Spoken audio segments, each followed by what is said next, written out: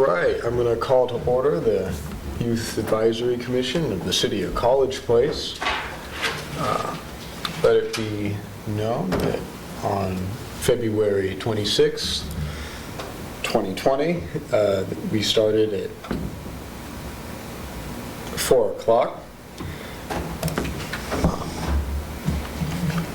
Roll call, if I assume? Yeah, roll call.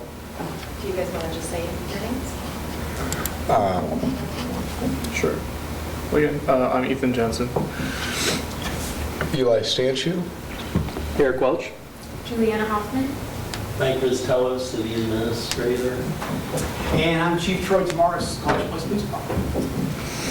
And Carolyn Holm, Deputy City Clerk. All right. That is all who is present. Moving on to approve agenda for the 26th of February. Do we... Do you want to approve the consent Yeah. agenda in one motion? Yeah, do you want to approve it? Can we have a vote of approval? Are those in favor? Would you... Okay, do we have a motion to approve the agenda? I move to approve the Do we agenda. have a second? I second. All right. Do we need to vote the whole thing? Okay, can we vote to approve the agenda for today? All right, the agenda is approved. Approved minutes for the 29th of January. Do we have... So that's actually part of the consent agenda. Okay. So it's all Okay. approved already. All righty. So we can go to the action items. Action items. Next on the agenda is the police year-end report. Great. Mr. Rizzatilla asked me to come in and meet with you guys. I think first I want to thank you for being here and being part of our community and giving and serving is a great thing. And I'd like to see the youth involved in that, so that's very cool. So we do an annual report. This is the second year that the police department's done an annual report here. And the annual report's kind of a report card to our community. It's full of statistical analytical information that kind of shows us how we perform, and it also kind of guides us for changes in the future. So something that I really enjoy doing. If you go to the college, this is what it looks like. If you go to our police department webpage on the city's website, you can download a copy of it if you want to look through the whole thing. I'm going to hit the highlights. You can go in there and read the message from the chief, and you can look at our mission, vision, values, and goals, and organization chart, and we celebrate our new hires. I want to go to support services. Should be the next one. So this is the work that our clerks do in the office right there. And Caroline, if you could scroll down to the bottom of the page, that's Marianne Brill, and then look at the data right there. So what you're looking at right there is just some statistical data that we monitor each year that kind of helps us determine whether we have enough support staff to do the work that we're doing. The first one is the number of fingerprints processed. So we had a huge increase in the number of fingerprints processed this year.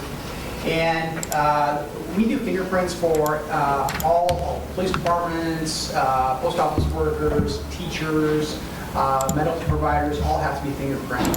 And they have to have a criminal history check done on them, so they come in for that. If you want a concealed weapons permit, you have to come in and get fingerprinted for a criminal records check on that. So we have that here. And the reason why we're so popular in College Place as opposed to, say, the Sheriff's Office or Walla Police Department is we do it Monday through Friday, we do it all week long during our hours of service, where the other two agencies only do it 1 to 2 days a week. So we get a lot more. A lot of people come over here to get done. We recently obtained through a grant a technology improvement that will allow us to do it electronically, so we can actually scan fingerprints now, not just doing the old ink blotter, which is a really cool thing.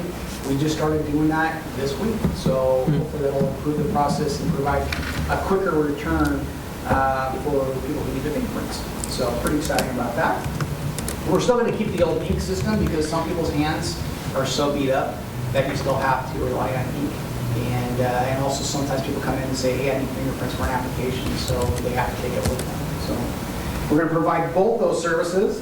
Concealed weapons permits are actually down. And I was talking to the girls about that. We were thinking that It used to be if you had a CPL, concealed weapons permit, you could go to Sportsman's Warehouse and purchase a gun and immediately take that gun off across the counter and leave that day. Well, under the revised law, that you no longer do that. So you still have to have that waiting period. So we're seeing a decline in concealed weapons permit applications, we think, as a result of that. So there's no advantage to having it doing that. And we had 140 public disclosure process. So also another 60% increase in that. Just huge. More and more people want public disclosure, and by law we have to provide that. And then of course we also have more dogs in our community because we sold a lot more dog licenses. So which is always a good thing. So we are a pet-friendly city, so it's a good thing. If you go to the next slide, that's our patrol section. And the picture to the left is one of our officers just making a routine traffic stop. The one to the right actually looks exciting, but it's actually from an exercise, so this is kind of a staged photo, so I'm cheating there a little bit now. But if you go right down to the stats, those are our sergeants, Bob Binfield and Alan Parker. And if you look at that data right there, you can see that we made, in 2019, we had 480 arrests.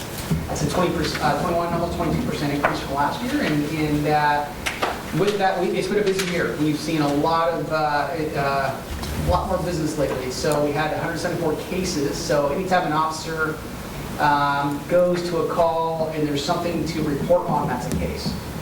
So in incidents, we responded to almost 11,200 incidents in 2019. So we are busy, and there's, including me, only 14 of us. And frankly, there's 2 in training, actually 1 now in training. So we're operating usually about 10 people, and we usually have 1 officer. Some days we have 2 officers on shift. So we are very, very busy. We're well underrepresented in our community, so for officer service. Having said that, we've been proactive. We have an operations plan, and one of our goals is to reduce crime and improve traffic safety in our community. And we encourage traffic enforcement. We stopped 3,500 cars last year in 2019, so that's a pretty big increase as well. So our officers are very busy. Go to the next page. This is our investigations unit. That's our 1 detective. That's Brian Fortin right there. And then below that, you'll see some statistical information on what he's doing.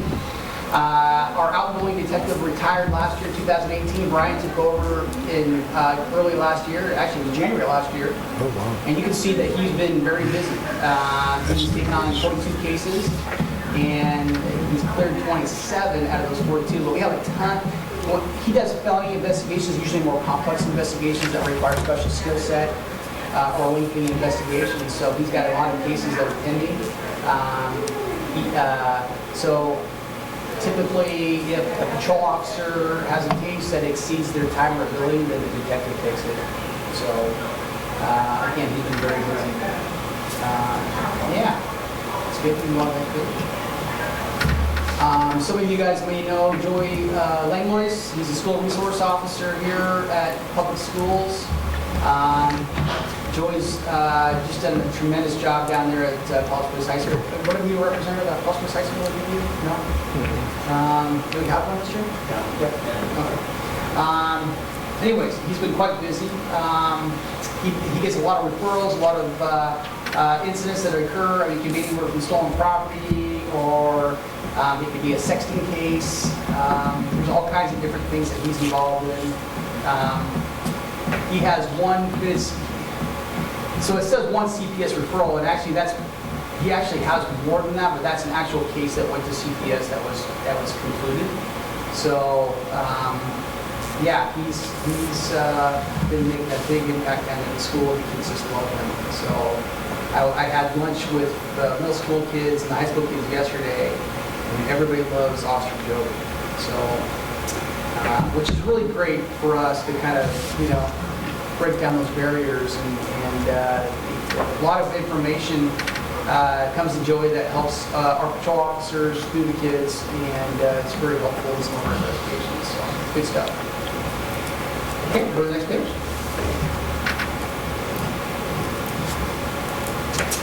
This is our Special Enforcement Officer. This is a new position in 2019. Ron does code enforcement investigations, outlook calls, does parking violations, and he also, what's not on here, he also is our evidence custodian. So any evidence that comes into the police department or property, whether permanent or temporary, he processes all that and retains that for us. So, which is a huge task. But Ron's been very busy. Obviously, it's a new position, so he was very busy last year with 240 code enforcement investigations. That included one for abatement. So he's been very busy in his first year. We're hoping that as we make improvements for code enforcement, that will decrease.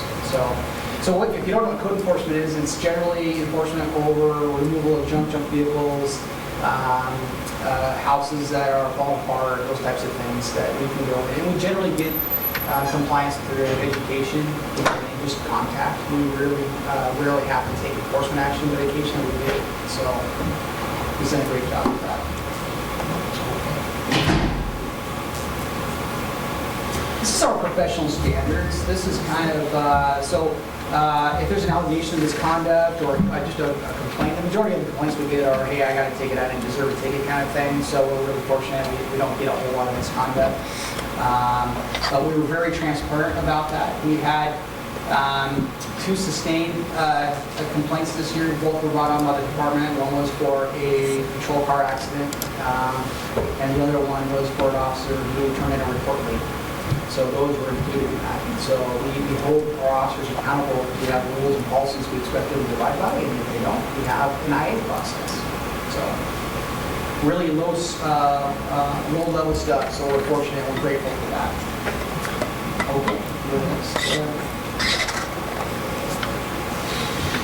This is our crime statistics. A couple of the ones that we want to bring your attention to. The very top one is burglaries. We're down 40% in 2019 for the previous year, which we're really excited about.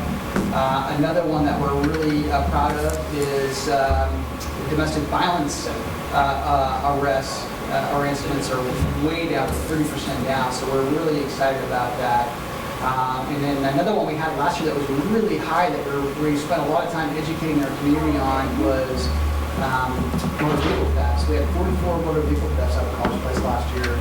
And you know what, the majority of those, people left their keys in the car, on the dashboard, on the visors, and just really silly things, making it easy for the bad guys to get the cars, right? And we found a lot of the cars were recovered, people would just randomly grab them for easy transportation because they didn't want to walk.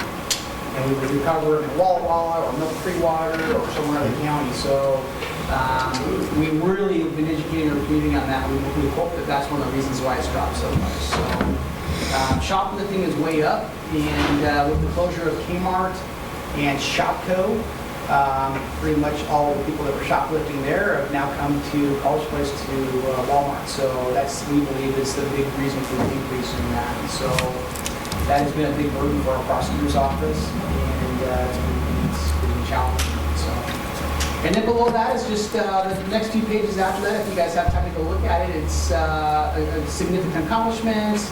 And then below that is a bunch of photos of community involvement and events that we participated throughout the year, to include like Freedom Festival, Winterfest, and all the different bicycle rodeo, drug take back, and all kinds of fun stuff that we participated in. So just fun stuff in the community. Yeah. Any questions about the annual report?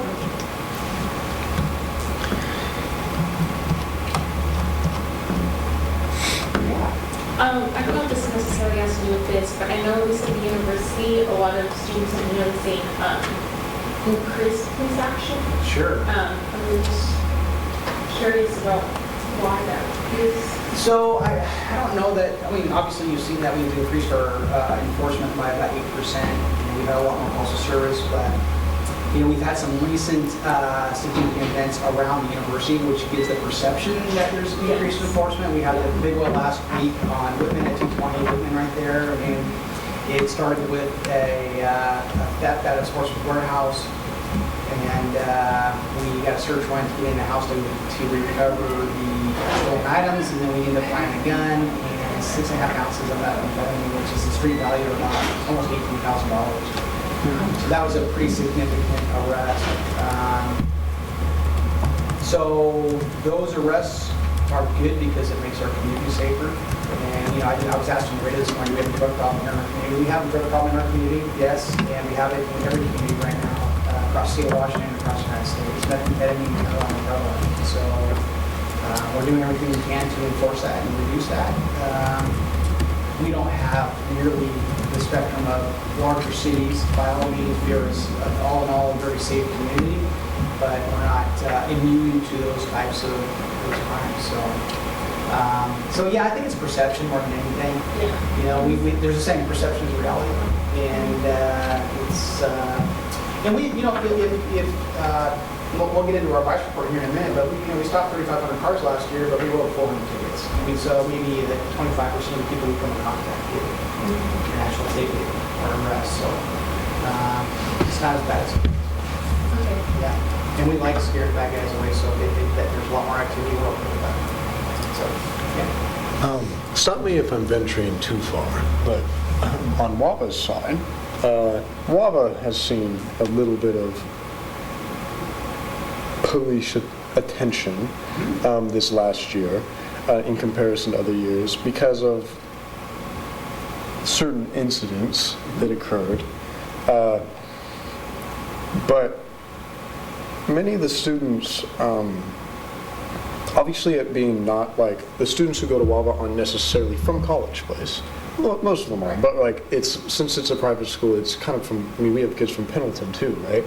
And so, and the case had to do with, there was some drugs that were found, but the initial case was about a sexting scheme that had to do with it.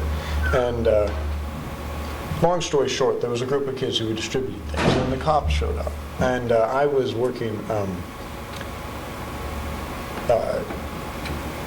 Joey, Officer Joey, I met him, and I was working with the administration to find out and solve these problems with the students, because I'm also in student leadership there at WAVA.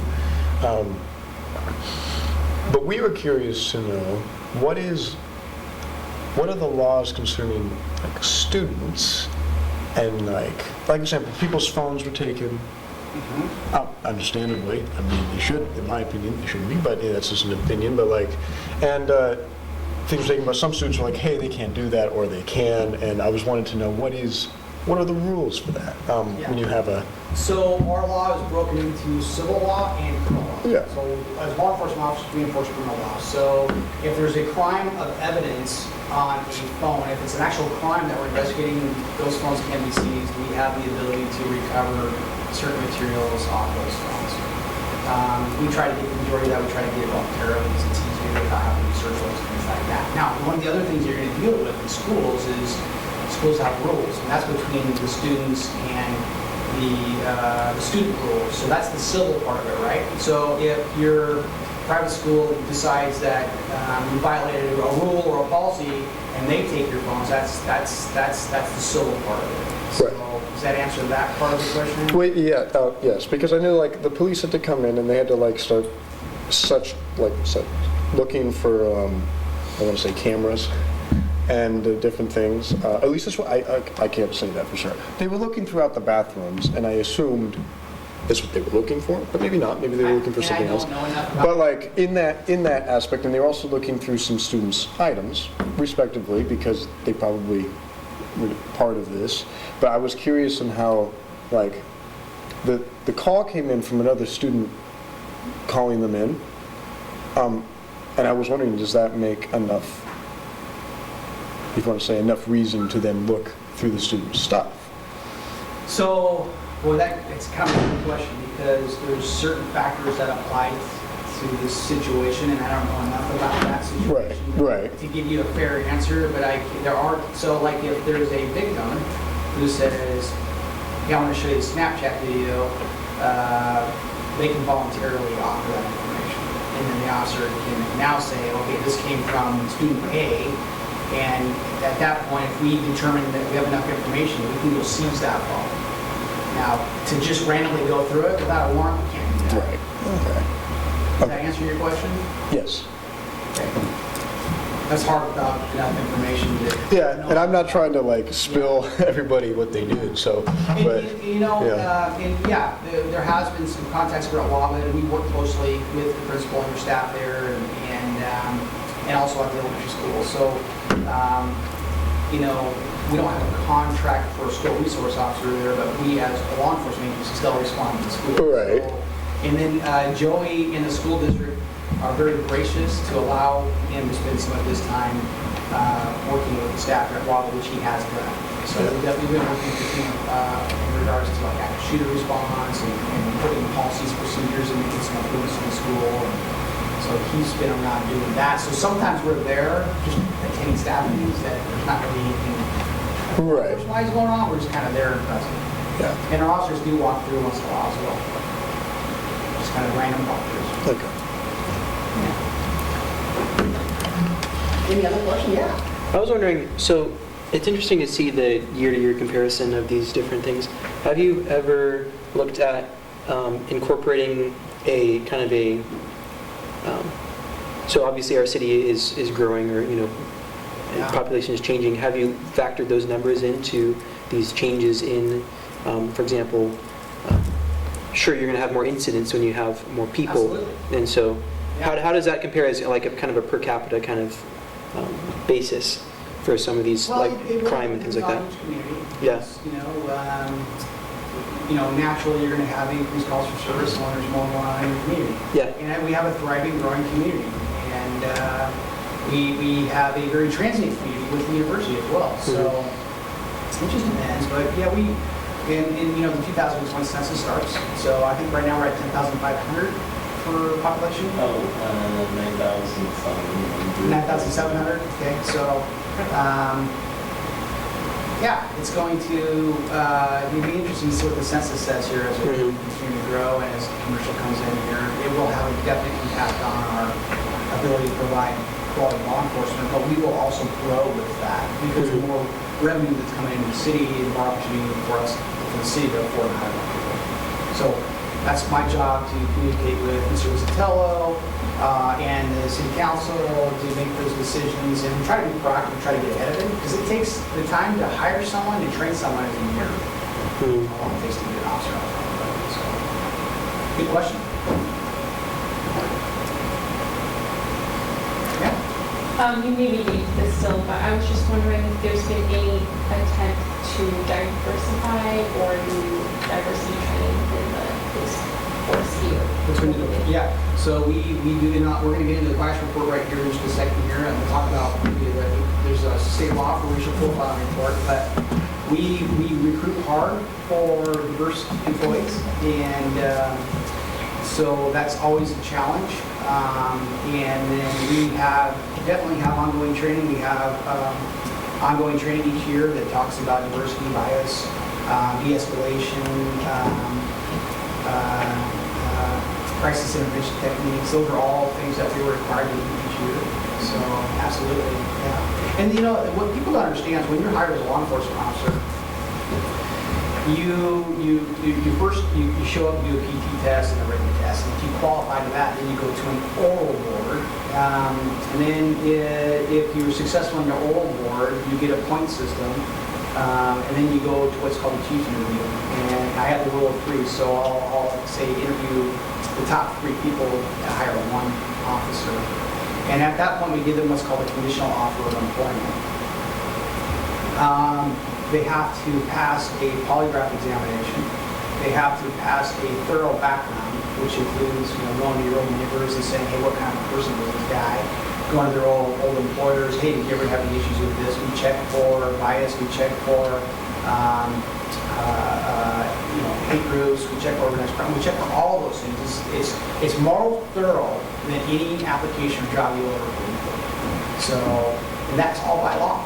So, and then if they pass the background and the polygraph, then they have to have a complete medical screening. It includes drug testing, it includes the ability to perform the essential functions of the job by doctors. So there's a lot that goes to that. And then once they get hired, they have to complete the training stuff. So they go to 21 weeks of training at the Basic Law Enforcement Academy in Bickerman.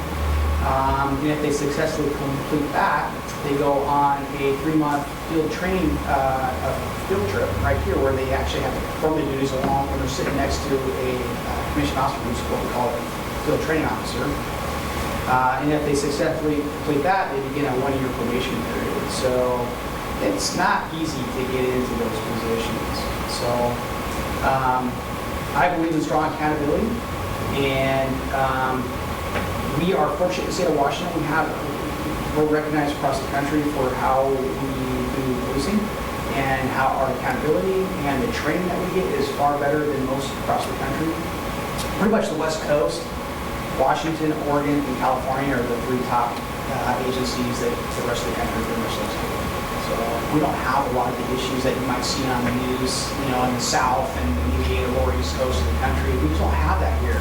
I've been doing this for 29 years. I've never ever seen anybody do anything racially motivated. I've never seen it. I've never heard anybody talk about it. That's taboo because you get fired if you even did talk about it. So, and I would never put myself in a position to lose my job or the likelihood for my family to do something criminal or something nice. It just wouldn't happen. So, but all officers start out good. I think people fall away without accountability. So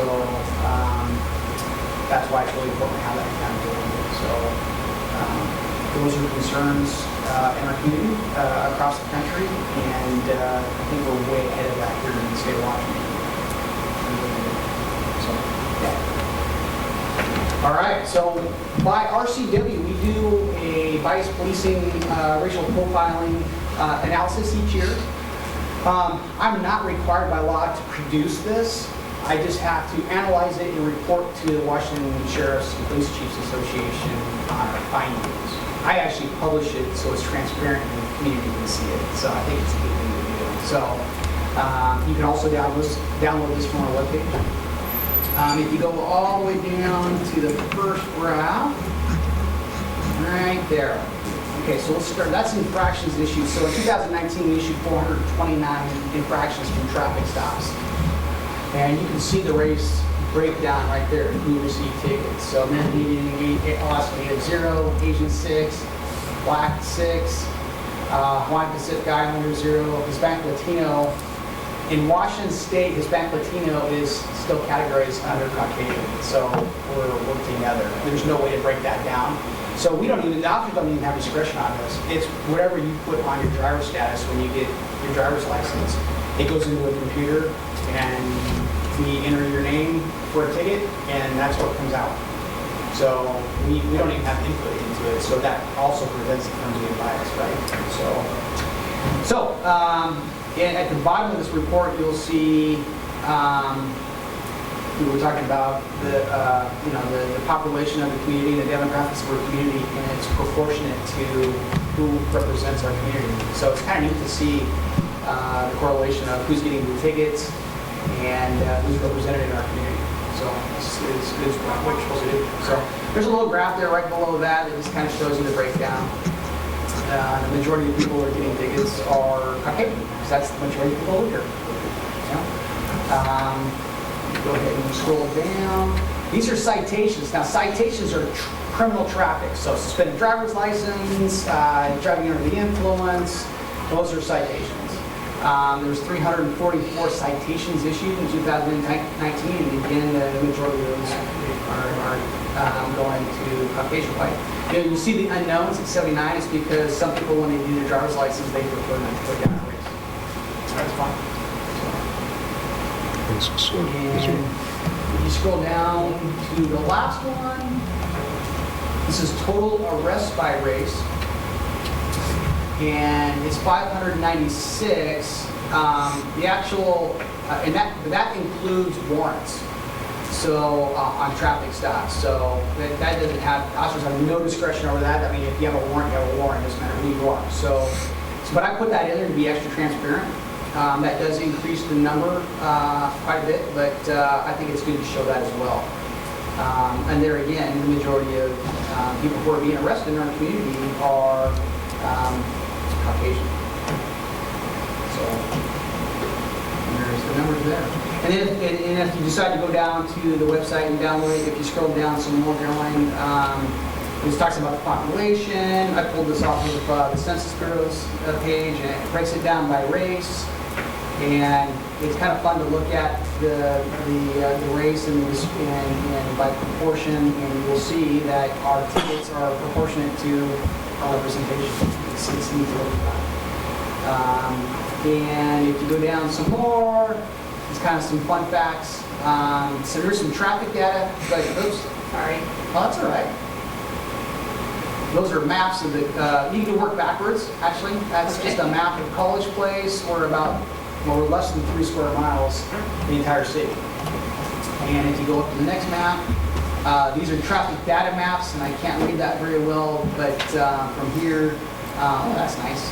So those are traffic counts on Highway 12 at the exit to Myra. And so 12,000 cars a day are taking that exit. That's a lot of cars.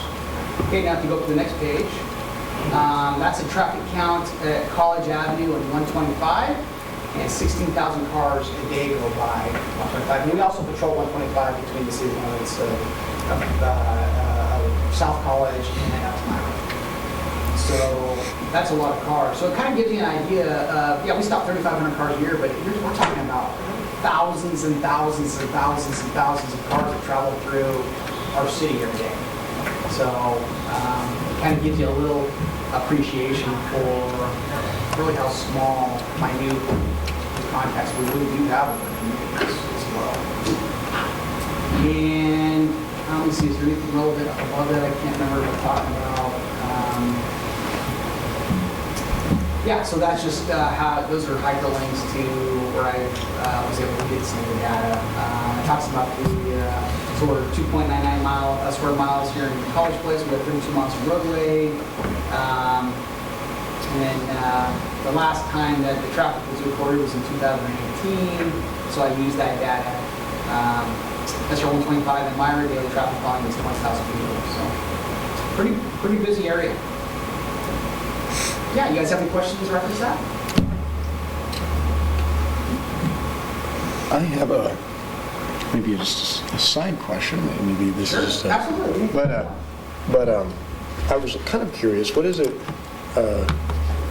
When is it necessary to like arrest someone, and when is it necessary just to like in this scenario of like, let's say somebody. Well, we had a scenario where a kid was caught with like marijuana, which would be illegal being under the age, right? But it's not like he got arrested or anything, right? And he wasn't dangerous either. He had it. But how do you tell what laws are like arrest worthy? Because I'm sure there are some where they're not dangerous, but you still arrest the person too. So if it's criminal, it's misdemeanor, gross misdemeanor, or felony. Okay, and then it's Class A, Class B, Class C felonies. A lot of these decisions, now it'll say arrest, and they're not all physical, put your hands behind your back, and Yeah. they're not all like that. Some of them are, here's your court date, you need to show up for court. If you don't show up for court, you're going to get warrant of arrest. The majority of our arrests are, you need to show up for court. If there are mandatory arrests, like domestic violence is a mandatory arrest, driving under the influence is a mandatory arrest, so you're going to be physically arrested on those arrests. Assault fours, the pushing, shoving kind of stuff, we typically don't physically arrest someone on that unless there's a need to separate the party. A lot of those are, hey, show up for your court date. Felonies are physical arrests. We're going to take people to jail for felonies. So it just depends on the case, and it depends on what the courts are looking for. And I've worked in different jurisdictions around the state of Washington. And because we are a small community, we don't necessarily physically arrest as many people here as maybe I would do when I work in the Tacoma area or the Seattle area. Because they are able to accommodate those arrests more than they are here. Does that make sense? yes, Okay. yeah. So really, it's really a partnership between you and your prosecutor and the court system. And the more people we physically arrest, the more it costs the city. So we also Right. have to work at theft thirds, the shoplifting at Walmart, typically, we give them a court date. Right. If we were to physically take everybody to jail on a theft third, it would cost the city probably $100,000 a year. Does that help you with the question? Yeah. Just curious. Anything else? I have a question over, you said, originally you said you had 2 officers in training and now it's only 1. Yeah. Is that one, did they complete it or did they Yeah, quit? one decided it was not for them. Okay, would you consider yourself to be like understaffed or anything right now? We have one vacancy. Okay. So every chief and sheriff will tell you we don't have enough police department. Just Okay. personnel. So every fire chief, everybody.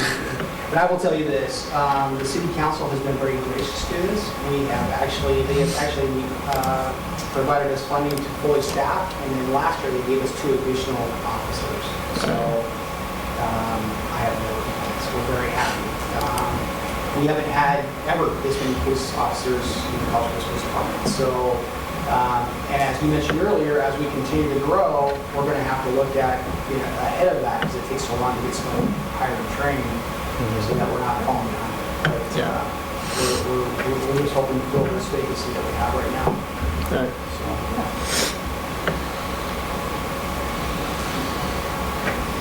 Any other random questions you guys want to ask me? Here's your chance. Yeah. So from the university's perspective, is there anything that we can encourage within the university setting that would help make College Place a safer place? I think, and I've been working with Dr. Wilstra and the security director, and we've had a lot of discussions about that. Communicate to the students that if it's a 911 police call the police, call us first, not the security team, because we are fully commissioned police officers that have arrest authority and weapons and things that can actually do things. A lot of times we will show up and we can make a determination that, hey, you know what, this is a security thing, so we'll go ahead and clear and let you handle this. But we would like this to be more proactive. If it's not on one call us first. That would be very helpful to us for handling this. And the university's been much, I have to say, I've been here 3 years, they are getting much better about that. So I'm happy about that. And of course, the crosswalk is always, I get a lot of complaints about students from the crosswalk, so encourage people to use the light. Cars do not have to, if a crosswalk is controlled by a traffic light, cars do not have to stop just because a student is stopping or standing there. So we're also, on the other hand, encouraging traffic moving unless the students have to move. So that's an ongoing. And it's funny, the other day I'm coming to work. I was coming back from a meeting over on Wall, and I'm traveling up College Ave, and I see a student walking from the cafeteria across heading towards the middle one, down the first one closest to me.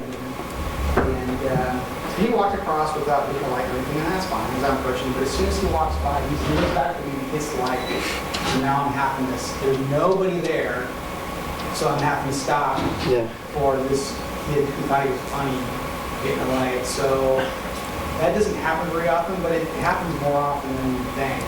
So that's always a frustration, and it upsets the community. So always encourage people to use. We've got a couple of really good videos that we've created to help encourage proper use of the crosswalks that we have on the city's website, on the police department. If you go to the police department's website and you go to videos, there's a crosswalk video for the students and a crosswalk video for the driver. Try to help them improve safety for that.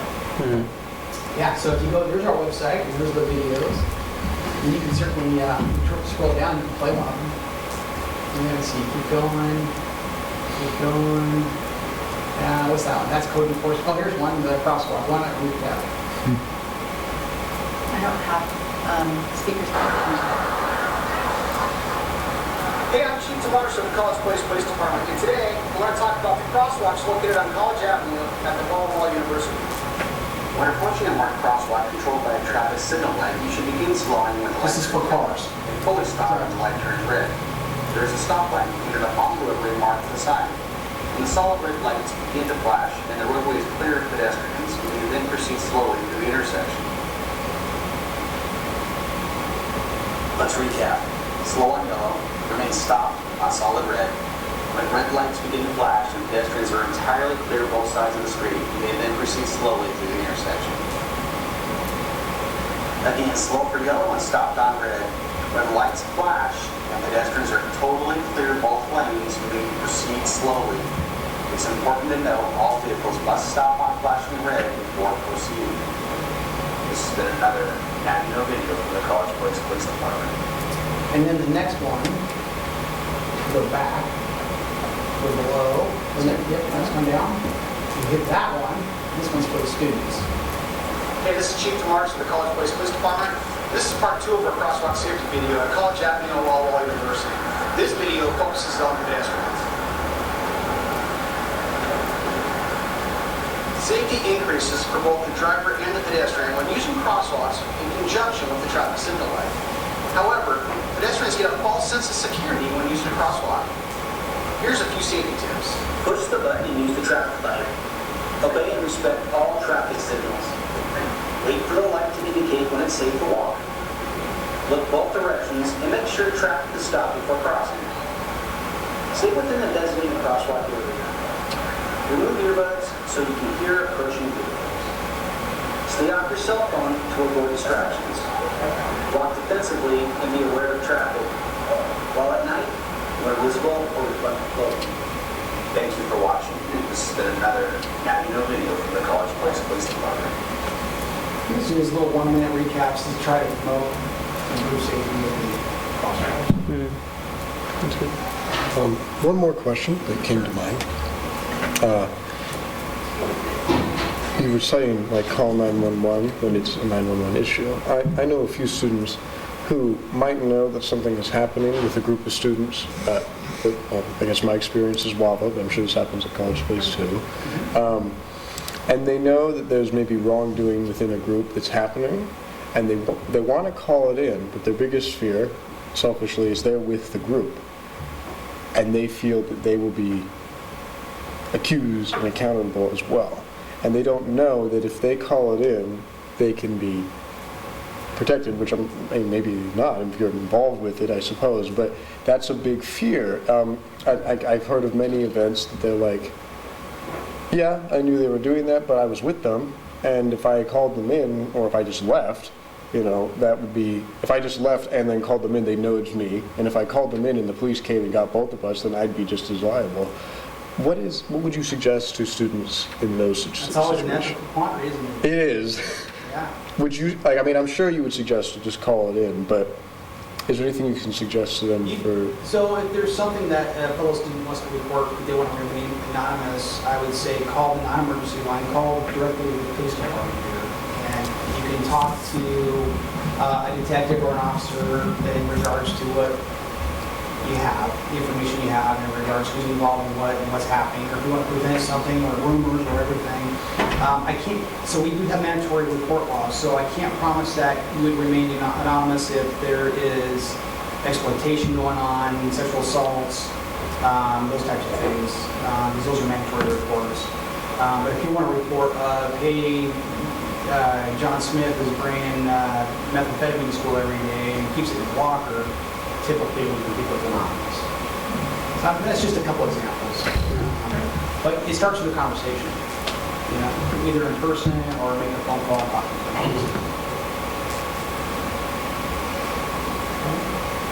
think we want to talk about the cameras too, Sure. So we have security cameras that run 24 hours at Lions Park, Kiwanis Park, and soon to be Veterans Park. We actually have the camera installed there, but that'll be in Veterans Park. The new Veterans Park is over in the Homestead neighborhood. And we received a grant to allow us to install a camera at both ends of College Avenue, both the north and south end of College Avenue. And that is just being proactive to help deter crime and make people feel more safer in the community. We actually had we've caught people on cameras vandalizing the bathrooms at the parks and just general vandalism at the parks, and they've kind of almost paid for themselves in some regards. So so we're embracing technology to help improve safety and security in our community. One more question on cameras. I mean, I know like WAVA has security cameras, and we've gone over many like intruder drills. And something they've always told us is like, so far, like the drill, that at least from our point of view, is that, there's different things that we do, and the teachers all have like the walkies or whatever, and supposedly they can tell where the intruder might be from the cameras. But is that you finding out who that is? Because it wouldn't be the people in the front office at the school, I assume, because they wouldn't stay there. Now, so typically, the information we get on the cameras is someone from within the school that is, their role and their job is to locate someone on camera to give us responding better information, more accurate, more timely information. A camera can also come into play when, say, the bad guy goes into a certain room in the school and now it's a hostage situation. And the cameras allow us eyes in to that situation. So you have an active response or an active threat, that's when it's actively happening, whether it's active shooter, active stabbing, active assault. We're going directly to that, we're responding directly to that. If that stops and they take hostages and now they're in a room and all that stuff, things slow down a little bit, and that's where the camera would really come into play. Make sense?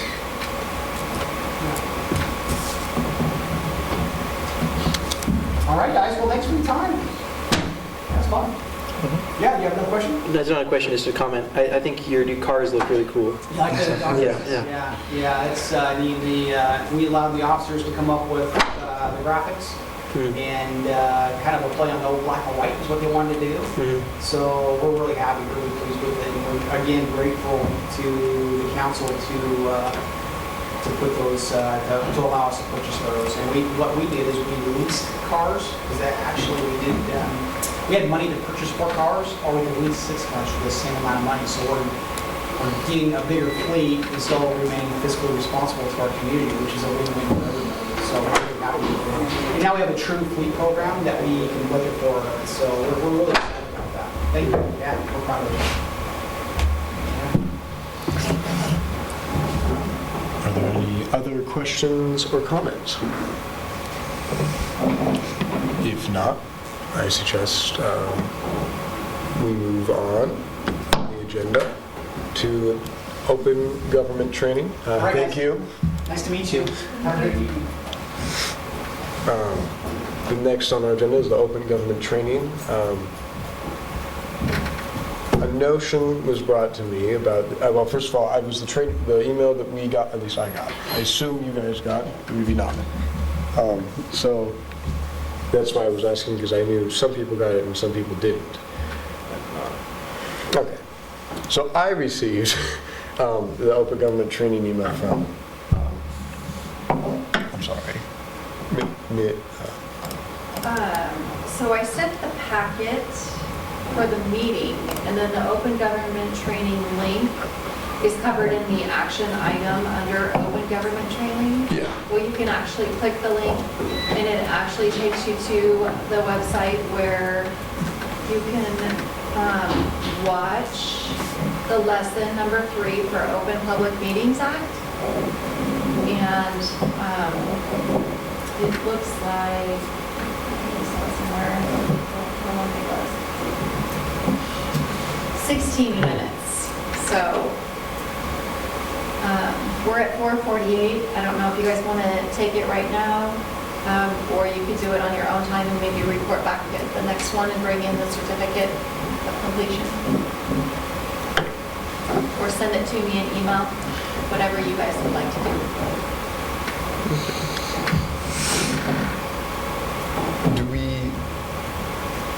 Do we have a notion to either watch it now or a notion to watch it each on our own time? I would prefer to do it on my own time personally. All right, do we have a second? I saw you. All right. So, that's how you can get to it. This meeting packet is under today's date, so you would just go to the College Place website under Home to find this on your own time, and scroll down to where it says Board Docs, and then you open that back up, and you guys go in here all the time, so probably for the meeting. You choose the Youth Advisory Commission on the far right-hand side, and then today's date for the meeting packet, and then the training is right there. perfect. It's Mr. Bob, part of the city. Is that okay? You said we need to send you like a certificate. Where's that?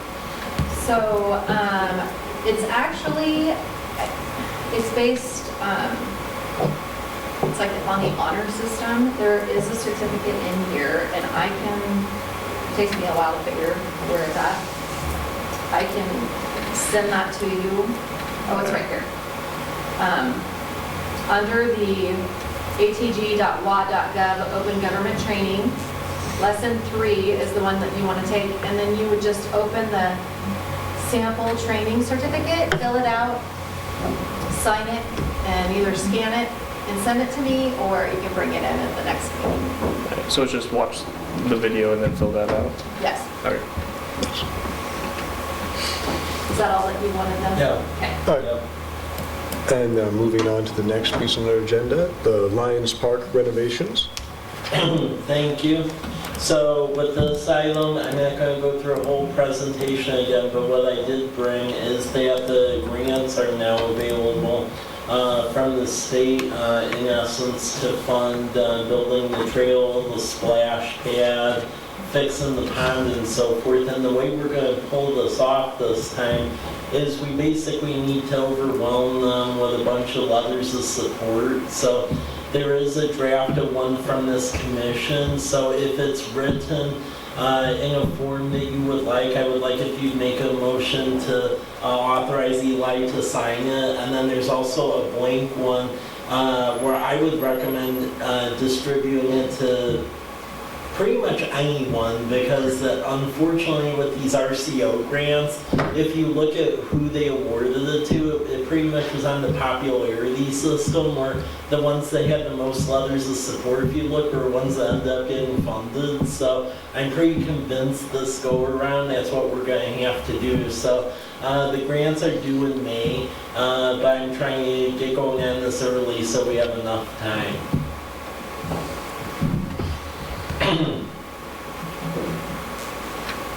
So yeah, the key action item tonight is that if you are okay with how the letter of support's written for this body, to motion to have Eli sign it, and then it could be entered in a record for the respective granting applications. And this is written vaguely for just granting applications from Recreation Conservation Office, because we're actually going to go after 3 grants from our CO to basically help fund the project, totaling about close to $1.2 million.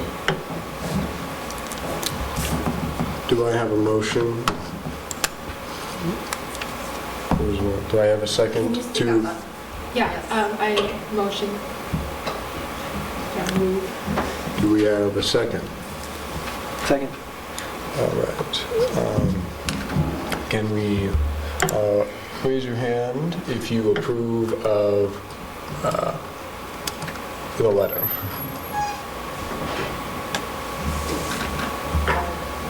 All in favor? The motion has passed 4-2. None? Here's one for you to sign.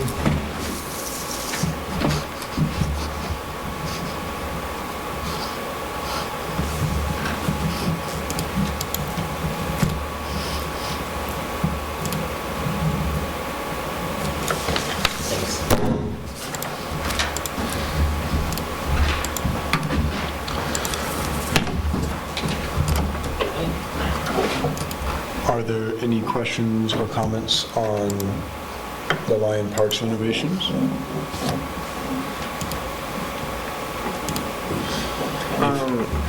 Is the Youth Advisory Commission letter and the general letter practically the same?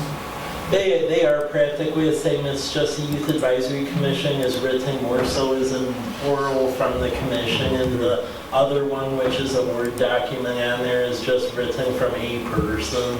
So I would say with the ones written from a person perspective, if you could share that with anyone you know who may care about Lions Park being an acceptable park, and have it either dropped off here or emailed to me, that would be great. And I would need those letters of support by early May, because that's when the grant applications are due.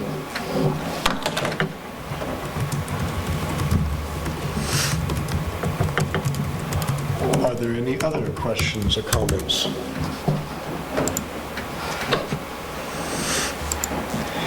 If not, I suggest we move forward.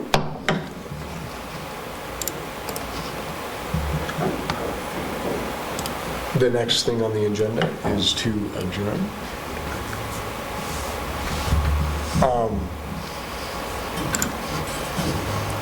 Are there any questions or comments on, our, how do I ask this, on our timing? Because I know there was something that came up, and I think it actually was Samantha, she's not here, but on when we have meetings. I'm not sure if it's something that you guys would want Yeah. to set the time and the date for. Are you wanting to change the date? I personally have no problem with the current date, but it was something that came up. But if not, then do I have a motion to adjourn? Or Motion to adjourn. I move to adjourn. do I have a second?